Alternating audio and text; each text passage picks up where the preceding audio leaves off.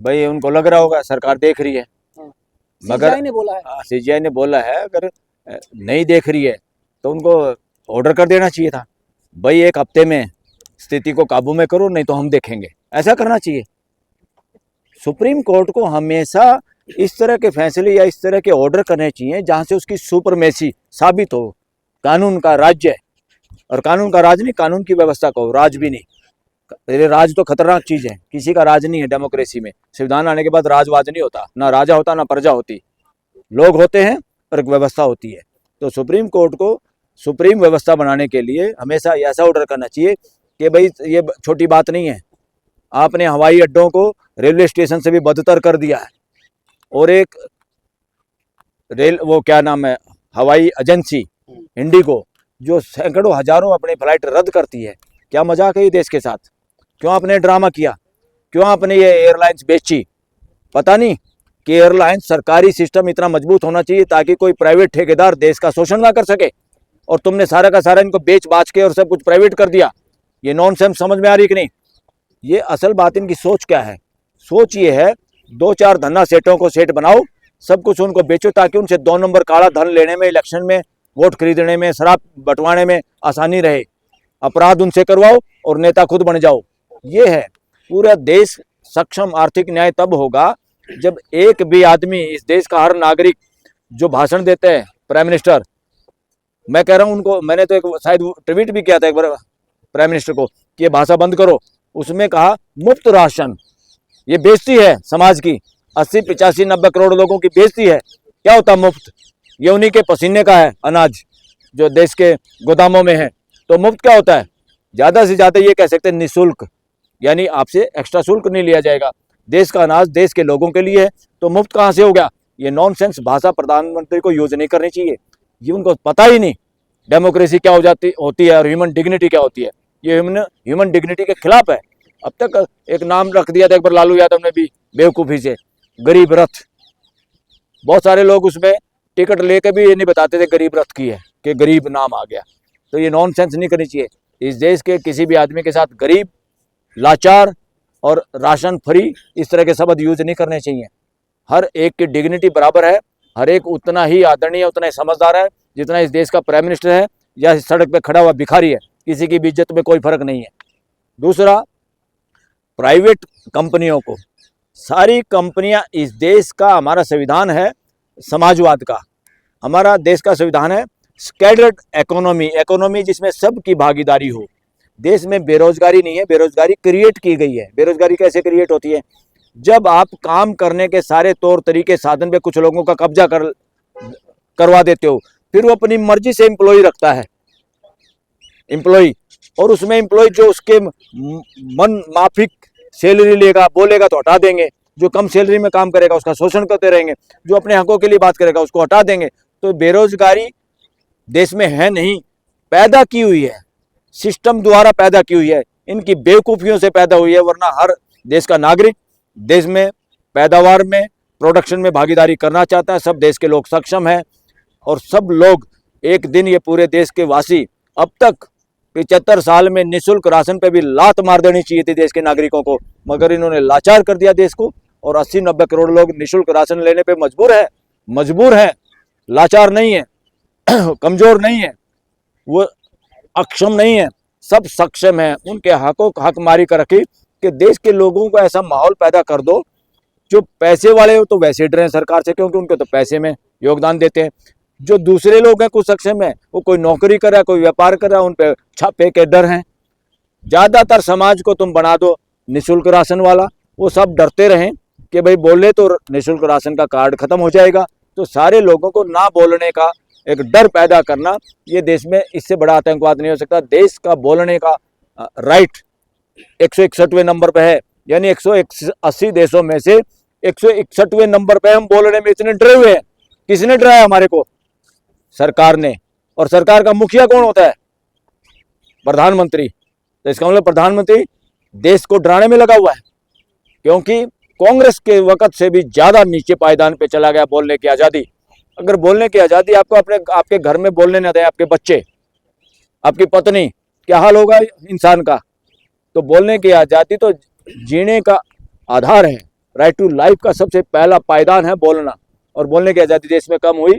और ये सारा का सारा जितने इंडिगो का तो अभी आया है, थोड़े से दिनों में देखना इस देश का यही बुरा हाल होगा। लेकिन मामला तो 1 साल पहले क्या, सरकार ने 1 साल 2 साल पहले ऑर्डर जारी किया था। अरे उन्होंने कैसे पालना नहीं की, उन्होंने पालना क्यों नहीं की? इससे साबित होता है कि वो इनके सरकार में बैठे हुए लोगों का क्या है फिर वो, इसका मतलब ये बिजनेसमैन के फूफा हो गए, फूफा, यानी इनसे क्यों डरते हैं? लेकिन इंडिगो ने चंदा ज्यादा दिया था सर, सुरक्षा के, हाँ चंदा दिया, तभी तो मुंह बंद है, मुंह खाए आंख शर्म आए, इनका थोबड़ा बंद है। और दूसरा, मान लो देश के लोग इतने लाचार हैं, 80-80, 90-90 हजार रुपए किराया, अब तक का तो जेल में जाना चाहिए था इंडिगो का मालिक और उनके अफसर जिन्होंने आदेश दिए। और देश के लोगों की सुरक्षा, रोजगार तो ये बढ़ने नहीं देते। जब कहा इतनी यात्राओं के बाद रात को इतने घंटे का रेस्ट देना है, उसकी वजह से ज्यादा पायलट चाहिए, नहीं तो कोई सोता हुआ मार देगा लोगों को।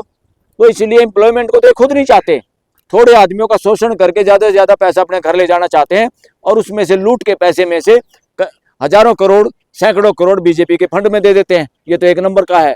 2 नंबर का बीजेपी आरएसएस को बहुत ज्यादा पैसा मिलता है इस देश में। अगर इसकी जांच हो, ये सारे के सारे अंदर हों लोग, इस तरह का ही घालमेल कर रहे हैं। 2 नंबर की इनकी अगर बात सुनी जाए, और प्राइवेट पैगासस जो यहाँ देश के लोगों के फोन में डालना चाहती थी सरकार, वो अगर 2-4 ऊपर के लोगों के उनमें डाल देते, प्राइम मिनिस्टर के, गृह मंत्री के, 1-2 और उनके चेले चाटों के, आरएसएस के, भागवत के, पता ही चल जाता है ये कितने षड्यंत्रकारी लोग हैं, देश के अंदर क्या कर रहे हैं, इनकी सोच क्या है। सत्ता में बने रहना डेमोक्रेसी की मांग नहीं है, साफ नियत से अपने आप को अच्छे प्रतिनिधि देश को देना और उनके हिसाब से काम करना। और पार्लियामेंट में तो सारे एमपी तोते हैं, मदारी के बंदर हैं मैक्सिमम एमपी, उनको कोई बोलने नहीं देता, उनकी बोलने की हैसियत नहीं। पॉलिटिकल पार्टियों ने अपने गुलाम बना लिया उनको, सारे एमपी एमएलए गुलाम है पार्टियों के, कानून बदल के इनकी गुलामी दूर करवाना देश का काम है। तो देश के लोगों से ये आह्वान है कि जनप्रतिनिधियों को भी पकड़ो। पकड़ने का मतलब उनके पूछो पर्सन कि आप हमें पार्लियामेंट में, हमने आपको कैसे भेजा है, किसी लिए भेजा है, मुद्दों पे बोलने के लिए, ताली पीटने के लिए? तो ये गलत है। तो ये सारा का सारा मामला, और एक और गड़बड़ होगी देश में। तो जब ये सुना, देश को पता चला, ये पूरे देश की तौहीन है, ये किसी राहुल गांधी की तौहीन नहीं है, किसी खड़गे की तौहीन नहीं है, ये इस देश की डेमोक्रेसी के साथ मजाक है। इन्होंने देश के पिछवाड़े पे लात मारी है, राहुल गांधी को और खड़गे को वहां ना बुला के। क्या होता है अपोजिशन? पॉलिटिक्स में, डेमोक्रेसी में कोई अपोजिशन नहीं होती, सब जनता के प्रतिनिधि है। राहुल गांधी इस वक्त विधिवत लीडर नंबर 2 है देश का, 1 नंबर लीडर, उसके बाद 2 नंबर लीडर को विदेशी मेहमान आए उसको निमंत्रण ना दे, ये इस डेमोक्रेसी का मजाक है। वहां पे रसिया का राष्ट्रपति जो रोटी खा के गया है, वो हमारे पैसे की रोटी खाई है, हमने दिया उसको डिनर, किसी प्राइम मिनिस्टर राष्ट्रपति के बाप का डिनर नहीं है वो। ये डिनर देश की जनता की तरफ से है, और जनता की तरफ से जनता के सब नुमाइंदों को उसमें बुलाना चाहिए। और खासतौर पर अपोजिशन के लीडर को इग्नोर करके देश के डेमोक्रेसी की हत्या की है, और एक तरह से भय भी दिखाता है, और एक तरफ से ये डिक्टेटरशिप भी दिखाता है। इंडिगो के मुद्दे पर भाजपा ही बोल रहे हैं, राहुल गांधी कुछ मालूम ही नहीं है कि जहाजें उड़ती कैसे हैं। किसको नहीं पता? राहुल गांधी को, कांग्रेस को। कौन बता रहे ये बात? भाजपा के तमाम नेता बोल रहे हैं। ऐसे ये भाजपा के नेता नहीं है, इनको आप भाजपा के दलाल या भाजपा के बंदर कह सकते हो, ऐसे नेताओं को जो ऐसी भाषा बोल रहे हैं। क्यों? राहुल गांधी का बाप, उनका फादर खुद एक पायलट था। जिसका बाप पायलट हो, उसके घर में पायलट अपनी जहाज की बात नहीं करेगा तो क्या करेगा बताइए? किसान का घर में किसान की बात नहीं होगी, मजदूर के घर में उस तरह की बात नहीं होगी जो उसका बाप काम करता किसी बच्चे का। तो नॉनसेंस है ये सारे के सारे। इनको तो स्क्रिप्ट दी जाती है, जैसे मीडिया, गोदी मीडिया को स्क्रिप्ट दी जाती है, इनको स्क्रिप्ट दी जाती है, और बड़े खुश हो जाते हैं उस दिन। आज तो प्राइम मिनिस्टर ने मुझे ये बोलने के लिए कहा है, और ये क्या बोलने के लिए कहा कि बोलो राहुल गांधी को कुछ नहीं पता एबीसी इंडिगो का। नॉनसेंस है ये। सोशल मीडिया पे एक खबर चल रही है कि जल्द ही अडानी के हो जाएंगे इंडिगो। अरे अडानी के हो जाएंगे, थोड़े दिन बाट देखो वापिस देश के हो जाएंगे। ये थोड़े दिन बाट देखो वापिस देश के हो जाएंगे। और पूंजीवाद इस देश का दुश्मन है, और आस्थावाद का मतलब ढोंगवाद, जितना ढोंग मंदिर मस्जिद या इस तरह की रिलीजियस बातों पे टिका हुआ है, जो गुमराह करके देश को बांटना चाहते हैं, ये दोनों इस देश के दुश्मन हैं। ये गुण हैं, व्हाइट आंट्स हैं, इनको सपरे करके अच्छी तरह से जड़मूल इनका समूल नष्ट नाश करना जरूरी है। अर्नब गोस्वामी बड़े गुस्से में हैं, बोल रहे हैं कि बताइए सरकार कुछ नहीं कर रही है। अरे वो मोदी ब्लड घेर रहे हैं। वो ब्लड प्रेशर का मरीज है, वो शांत कब बोलता है? वो बीमार आदमी है, सरकार बीमार, घेर रहे हैं पहले। अरे बीमार मानसिकता, बिकाऊ बिकाऊ आदमी है, ऐसे ऐसे लोग। सब बीमारियों को ठीक कौन करेगा? जनता, देश के मालिक, सब बीमारियों को ठीक देश के का भी तो रोल है। जुडिशरी का रोल है। जुडिशरी रोल नहीं करी तो जुडिशरी से भी सुपर जुडिशरी देश की जनता है। अगर जुडिशरी फ्रॉड करी है देश के साथ तो आखिर कौन करेगा? आप अपने नौकरों पे विश्वास करके अपने घर को बनाए रखना चाहते हैं, आपको जागरूक होना। अगर आपके नौकर चाकर या आपकी संस्थाएं काम नहीं कर रही हैं तो आपको अपना घर खुद ठीक करना होगा। इसलिए देश के लोगों को ये समझना चाहिए, कोई धार्मिक लीडर, कोई पॉलिटिकल लीडर, कोई सुप्रीम कोर्ट आपके भाग्य निर्माता नहीं है, आप खुद अपने भाग्य विधाता है। Thank you, sir. इसलिए अपनी